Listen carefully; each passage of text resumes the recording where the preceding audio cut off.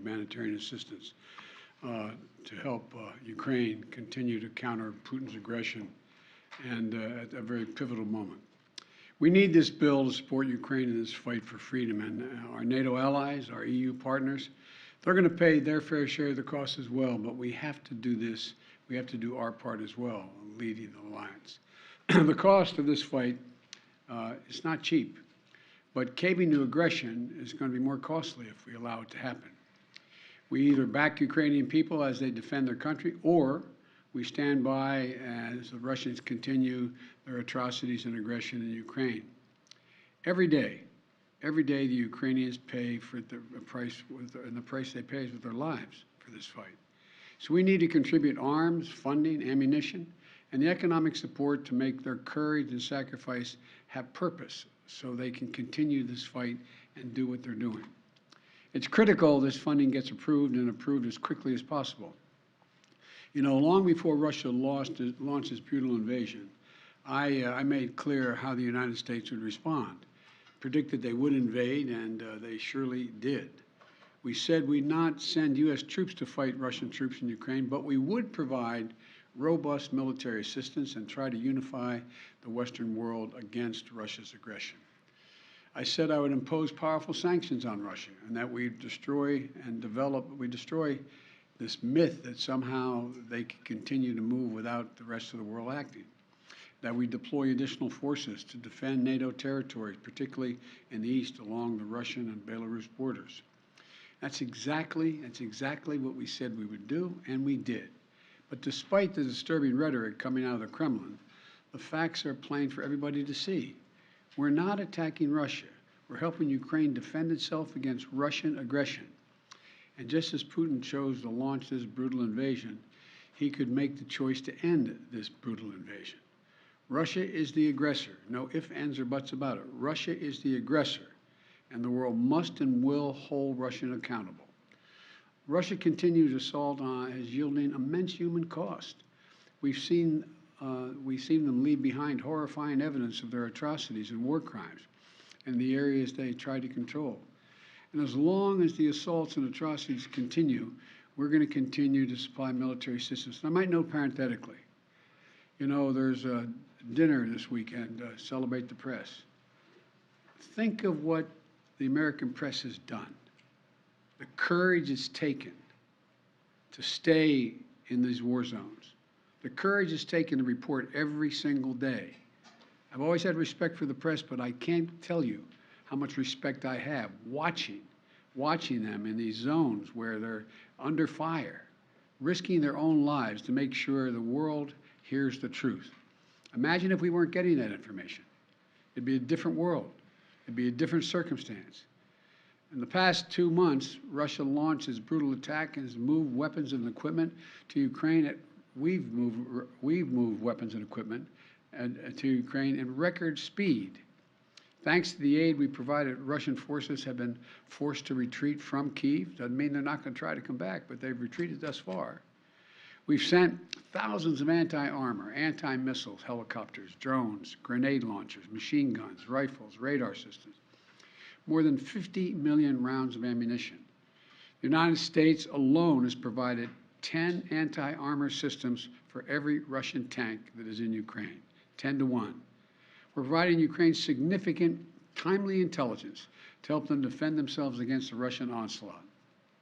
And we're facilitating a significant flow of weapons and systems to Ukraine from our allies and partners around the world, including tanks, artillery, and other weapons. That support is moving with unprecedented speed. Much of the new equipment we've announced in the past 2 weeks has already gotten to Ukraine, where it can be put to direct use on the battlefield. However, we've almost exhausted what we call, the fancy phrase, the drawdown authority that Congress authorized for Ukraine in a bipartisan spending bill last month. Basically, we're out of money. And so that's why today, in order to sustain Ukraine as it continues to fight, I'm sending Congress a supplemental budget request. It's going to keep weapons and ammunition flowing without interruption to the brave Ukrainian fighters and continue delivering economic and humanitarian assistance to the Ukrainian people. This so-called supplemental funding addresses the needs of the Ukrainian military during the critical weeks and months ahead. And it begins the transition to longer-term security assistance that's going to help Ukraine deter and continue to defend against Russian aggression.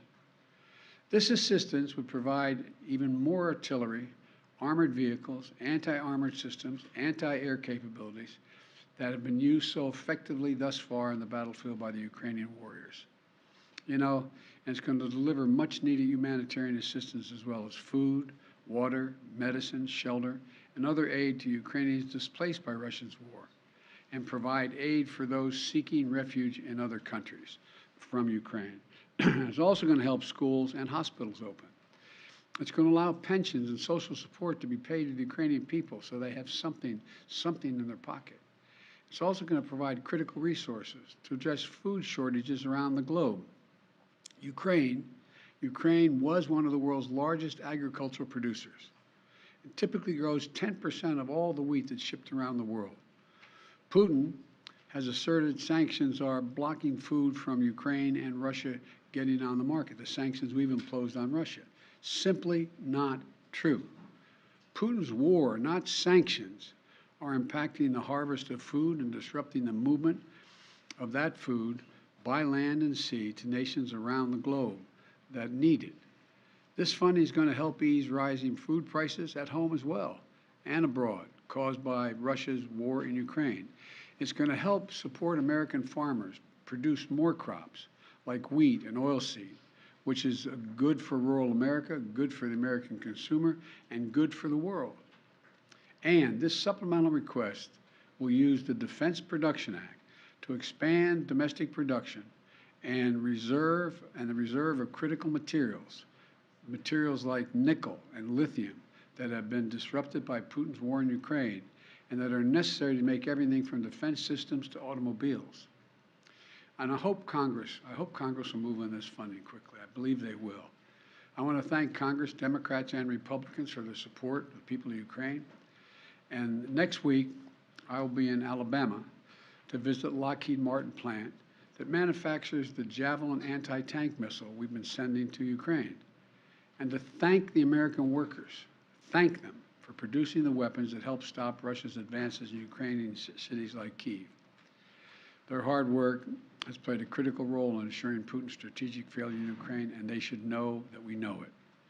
In addition to this supplemental funding, I'm also sending to Congress a comprehensive package that will enhance our underlying effort to accommodate the Russian oligarchs and make sure we take their ill-begotten gains.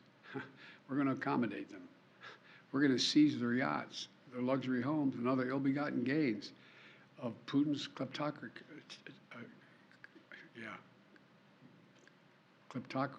and the guys who are the kleptocracies. But these are bad guys. This legislative package strengthens our law enforcement capabilities to seize property linked to Russia's kleptocracy. It's going to create new expedited procedures for forfeiture and seizure of these properties. And it's going to ensure that when the oligarchs' assets are sold off, funds can be used directly to remedy the harm Russia caused in their help build Ukraine. Additionally, yesterday, Russia threatened two of our allies with a cutoff of energy supplies. While America has ended all Russian fossil fuel imports because we're able to use our vast supply of power in our country, some European countries have faced more challenges in reducing their reliance on Russian fuel. Russia has long claimed to be, quote, the reliable source of energy for the world. No matter what the differences are, their customers are always going to be in good shape.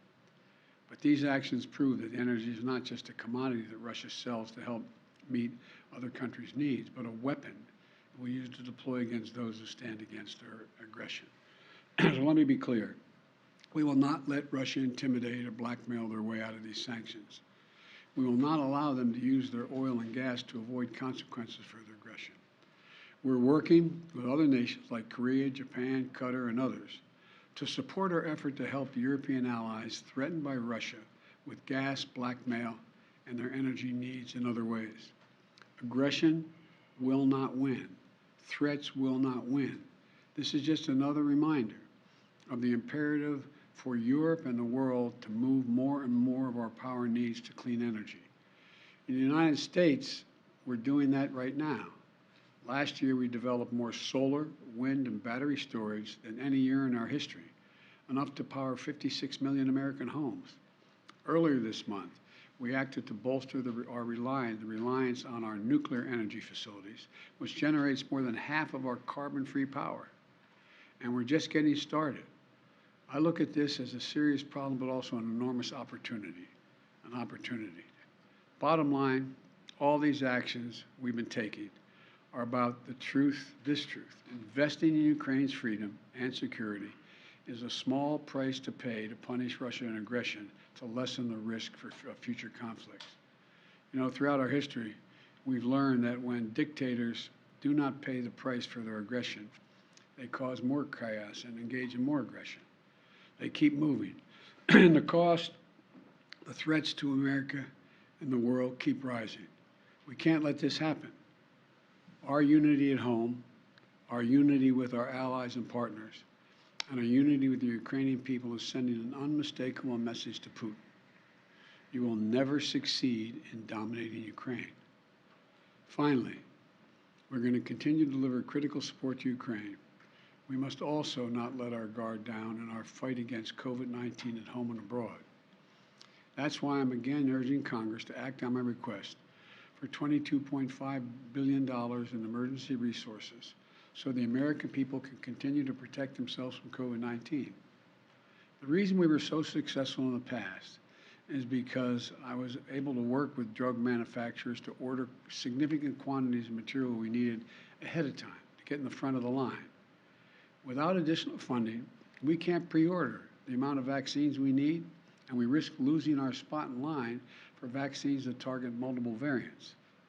We're running out of supply for therapeutics, like antiviral pills that we desperately need. Without additional funding, we're unable to purchase a life-saving treatment for the American people. We've donated more vaccines and treatments to the world than all other nations in the world combined. If the U.S. won't do it, no one else is really going to step up and do it. Without additional funding, the United States won't be able to help stop the spread around the world and close off ongoing sources of the supply chain disruptions. Look, let's get both of these critical tasks done. No delays, no excuses, just action, now. Thank you all. Thank you. Mr. President, what's your message to refugees on the... Go ahead. No, you go. Okay. Watch your head, man. You're going to get hurt. Just turn that camera on. He's a gentleman. Mr. President, I wanted to ask what your message is to Ukrainian refugees on the southwest border and those that are trying to flee Ukraine from the violence. We have made a direct means by which they can get from Europe, from Ukraine, directly to the United States without going to the southern border. In the meantime, in the southern border, we're trying to work through and make sure that it's an orderly process they're able to get in. But just so you know, we have said there's no need to go to the southern border. Fly directly to the United States. We set up a mechanism whereby they can come directly with the visa. Mr. President, thank you. How worried are you by a growing number of Russian comments in the media and among some of their officials painting this conflict as actually already a conflict between NATO, the US, and Russia? And they're painting it in very alarmist terms, talking of nuclear weapons, saying it's a life or death struggle, etc. And just separately, or connected to that, Lavrov himself says it's already a proxy war, not a direct war, but a proxy war. So are either of those two things true, and do they worry you, those statements? They're not true. They do concern me because it shows the desperation that Russia is feeling about their abject failure in being able to do what they set out to do in the first instance. And so I think it's more of a reflection, not of the truth, but of their failure.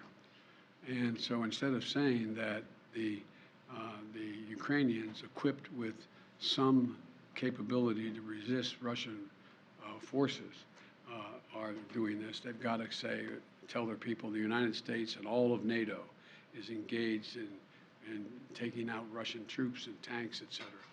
So it's number one, it's an excuse for their failure. But number two, it's also, if they really mean it, no one should be making idle comments about the use of nuclear weapons or the possibility of the need to use that. It's irresponsible. Mr. President, on that, Mr. President, Mr. President, back on the border, Title 42, a number of your Democratic friends are pressuring the White House to maintain that policy. Can you give us a straight answer whether they're going to heed that request or you're going to get rid of it? I can give you a straight answer. We had proposed to eliminate that policy by the end of May. The court has said we can't so far. And what the court says we're going to do, the court could come along and say we cannot do that, and that's it. Mr. President, you say that this is not a proxy war, but Russia clearly disagrees. They say that war means war. So how concerned are you that they may start to act accordingly, even if you disagree? We are prepared for whatever they do. What options do you have to ensure Poland and Bulgaria have sufficient supplies of gas? First of all, as you know, Poland has indicated they have significant reserves of gas that they have planned for, as does, not as much, but as does Bulgaria. And we have worked with our allies from Japan on to say that we may divert our sale of the natural gas that we're sending to those countries and divert it directly to Poland and Bulgaria. So that's as much as I can tell you right now. Sir, how concerned are you about a recession, given the GDP report today showed a contraction of 1.4% in the fourth quarter? Well, I'm not concerned about a recession. And, I mean, you're always concerned about a recession, but the GDP, fell to 1.4%. But here's the deal. We also had last quarter consumer spending and business investment and residential investment increased at significant rates, both for leisure as well as hard products, number one. Number two, unemployment is the lowest rate since 1970. A record 4.5 million businesses were created last year. We're in a situation where we have a very different view than Senator Scott of Republicans that want to raise taxes on the middle-class families and want to include half the small business owners in that. So I think what you're seeing is enormous growth in the country that was affected by everything from COVID and the COVID blockages that occurred along the way. Now, you always have to take a look, and no one is predicting a recession now. Some are predicting there may be a recession in 2023. I'm concerned about it, but I know one thing, that if our Republican friends are really interested in doing something about dealing with the economic growth, and they should help us continue to lower the deficit, which we've done last year, over $350 billion. They should be willing to work with us to have a tax code that is actually one that works and everybody pays their fair share. And they should be in a position where you shouldn't be raising taxes on middle-class folks. You should be raising taxes on people who everyone acknowledges that the vast majority of Republicans aren't paying their fair share. I've said it 100 times. You have, 50 major corporations of the Fortune 500 companies made $40 billion last year, didn't pay a single penny. No one under our proposal, making their $400,000 a year, will see a penny in their taxes go up, not one penny. Mr. President, about tying COVID aid to Ukraine aid. Do you think COVID aid and Ukraine aid should be tied together in legislation? Well, I don't care how they do it. I'm sending them both up. I mean, they can do it separately or together, but we need them both. Mr. President, Majority Leader Schumer said yesterday that you're, quote, getting closer to using executive authority to cancel up to $50,000 in student loan debt. Can you confirm that? What exactly are you looking to plan to do here in the coming months? You mean my spokesman said that? Majority Leader Schumer. Look, number one, first thing we did was reform the system that was in place that didn't work for anybody, that allowed people to write off debt if they engaged in public service.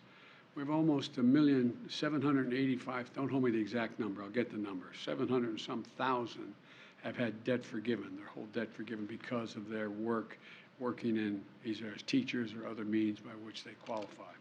And we continue to make that easier. Secondly, I am considering dealing with some debt reduction. I am not considering $50,000 debt reduction, but I'm in the process of taking a hard look at whether or not there will be additional debt forgiveness, and I'll have an answer on that in the next couple weeks. How high are you looking Thank you. Thank you, guys. Thank you Thank very you, much. guys. Thank you. Thank you, Thanks, Mr. sir. President. Appreciate it. Thank you, Mr. President.